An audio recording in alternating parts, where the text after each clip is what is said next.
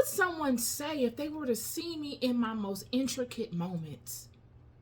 Raw, the real me, not the fake me that I put on, when someone comes to the door, but the real me that is laying up in my bed, looking crazy, battling within my own demons or battling the demons that others may be trying to project upon me and trying to keep some level of stasis to repel them, to fortify my firewall against them. What would someone see? And I immediately thought of the great ones, y'all. I always default to the foundation builders, the Moseses, the Josephs, the Davids, because those are the forefathers of this house. Those are the pillars that all of us within this house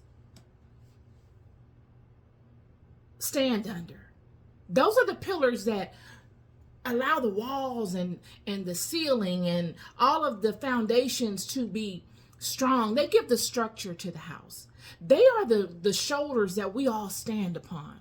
It is their courage that gives us the motivation to move forward. We know that they did it. And out of the love that they showed to the house, it kindles a fire in us to not give up, to persevere. So when I think of them, I think of the Josephs and I think of the Moseses and even the Davids.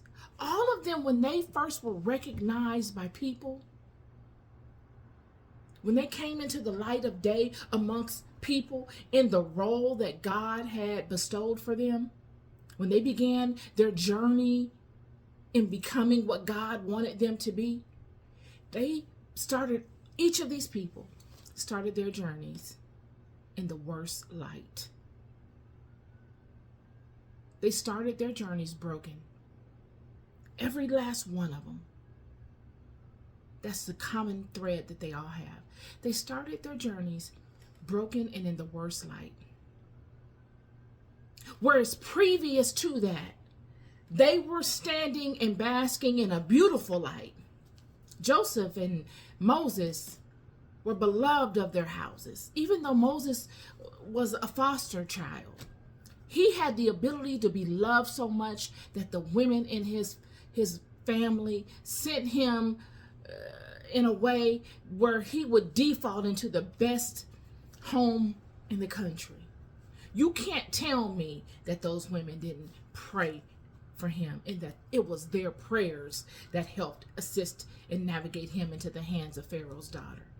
You don't just happen into stuff like that. And there's nothing more powerful than a woman's prayer, if you were to ask me.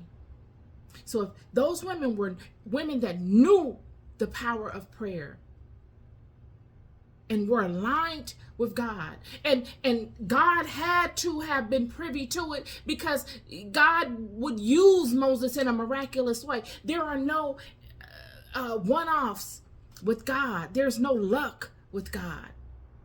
The fact that these women were more than likely spiritual women and knew how to pray, coupled with the power of God, there was nowhere to go but up for Moses. He lands in Pharaoh's house. He gets educated. He is eating the best of foods, and he's a Hebrew. He's loved. He's cared for. He's nurtured. He doesn't come from poverty. Surely he came from trauma, but trauma happened before he was born. He didn't know it.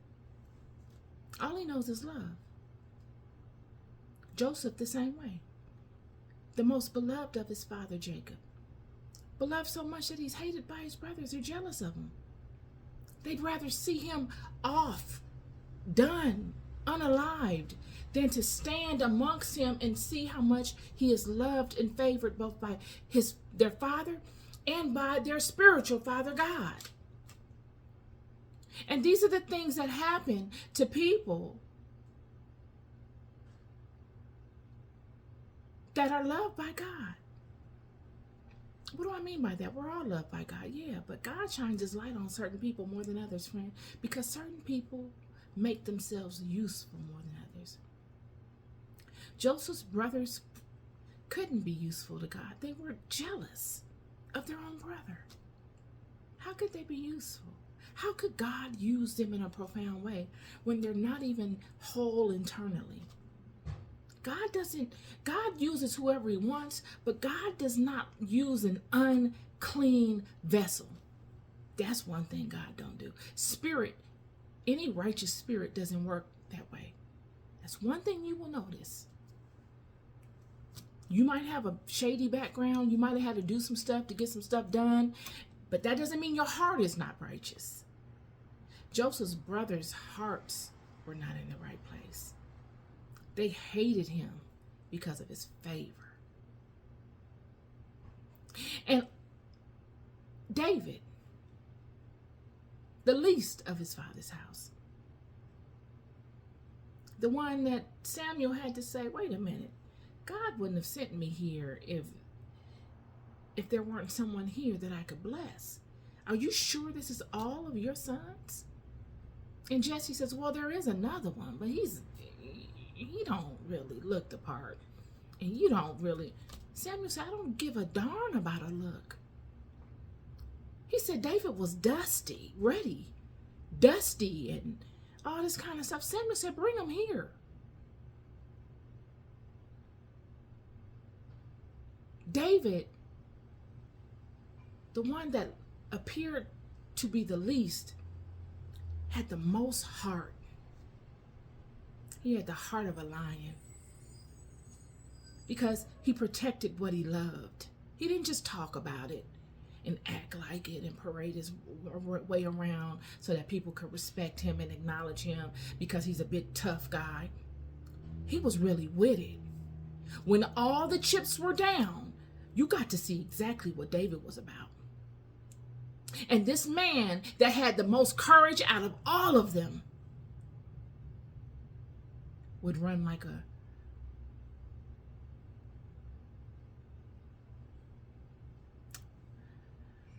he would run from Saul. He would hide from Saul. He would duck and dodge from his own brethren that were hunting him from Saul. This warrior.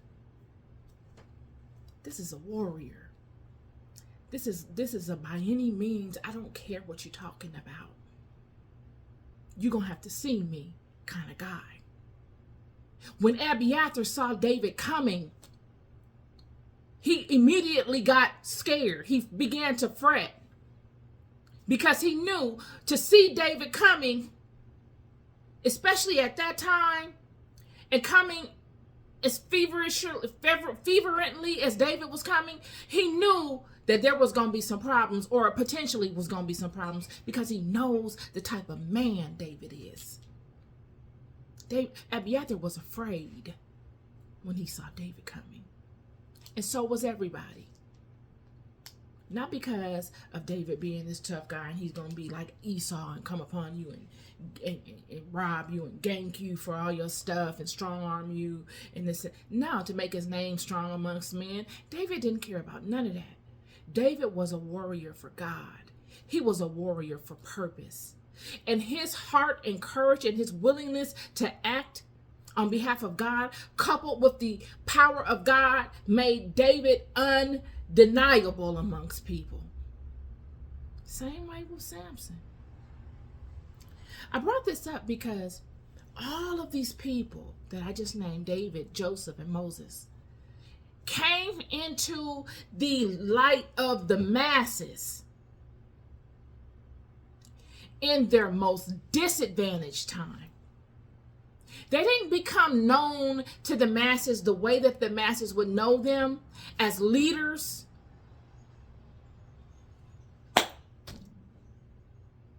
When they won the wars and when everything was great. No. Joseph sat in a pit for a long time before them Ishmaelites came and his brothers were able to lie and sell him as a slave. He was introduced to his next leg of the journey as a slave. And this is a prince. He's standing in a pit. He could have possibly peed on himself. Where do you go to the bathroom? You're standing in there so long. You're stinking. Then you're sold into slavery.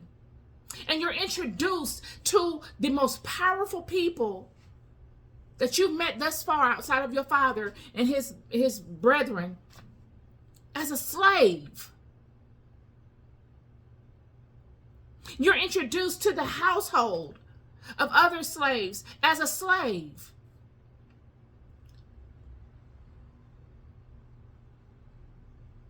Moses, he leaves Pharaoh's kingdom running like a fugitive.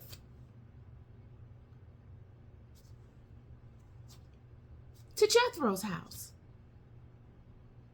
He's introduced to Jethro as a fugitive with nothing. Joseph with nothing. In their worst conditions, dirty, sweaty, hot, scared, disheveled, unkept. David, the king, is hiding, groveling,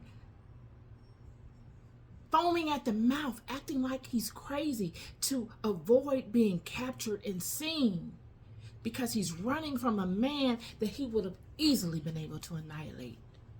He would have easily laid Saul down. Wouldn't have been no problem for David to lay Saul down and be done with it. But David couldn't do it because he knew too much.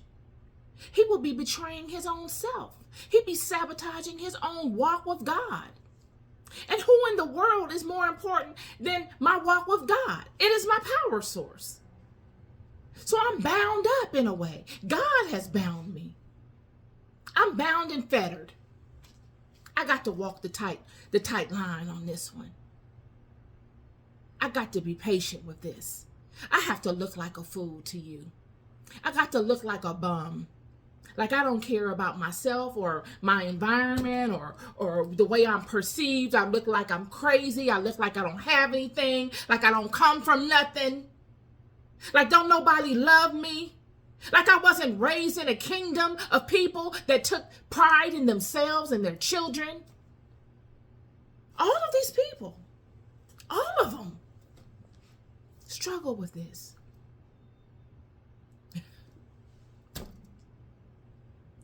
Yet they get it done.